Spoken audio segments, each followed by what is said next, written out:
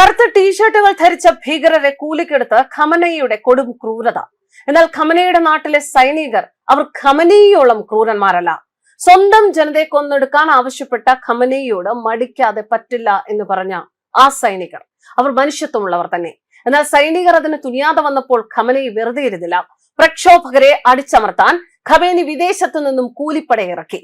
Hezbollah, ഹഷ്മൽ Shabi തുടങ്ങിയ അറബി സംസാരിക്കുന്ന ഷിയ സായുധ സംഘങ്ങൾ തീർത്ഥാടകർ എന്ന ഭാവത്തിൽ ഇറാനിലേക്ക് കടന്നതായി ഇറാഖി അതിർത്തി ഉദ്യോഗസ്ഥർ വെളിപ്പെടുത്തുന്നു. ഇറാനിലെ പ്രതിഷേധങ്ങളെ അടിച്ചമർത്താൻ ഇസ്ലാമിക് റിപ്പബ്ലിക്കിന്റെ സേനയെ സഹായിക്കുന്നതിനായി ഇറാന്റെ പിന്തുണയുള്ള ഇറാഖി മിലിഷ്യകൾ 4 ദിവസം മുൻപ് പോരാളികളെ റിക്രൂട്ട് ചെയ്യാൻ തുടങ്ങിയിരുന്നുവെന്ന് ജനുവരി 7 ഇറാൻ ഇന്റർനാഷണലിന്റെ റിപ്പോർട്ടിൽ പറയുന്നു. അപ്പോഴേക്കും ഏകദേശം 800 ഇറാഖി ഷിയ മിലിഷ്യകളെ ഇറാനിൽ വിന്യസിച്ചിരുന്നുവെന്നും റിപ്പോർട്ടുണ്ട്.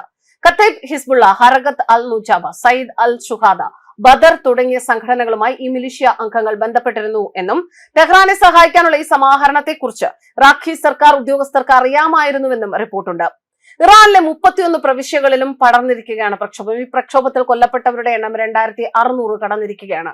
ലണ്ടൻ ആസ്ഥാനമായുള്ള ഇറാൻ ഇന്റർനാഷണലിന്റെ കണക്ക് അനുസരിച്ച് മരണസംഖ്യ 12,000 വരെയാകാം. പ്രക്ഷോഭകരെ വെടിവെക്കാൻ വിസമ്മതിച്ച ഇറാനിയൻ സുരക്ഷാ ഉദ്യോഗസ്ഥരെ ഭരണകൂടം തടവിലാക്കിയതായും റിപ്പോർട്ടുകളുണ്ട്.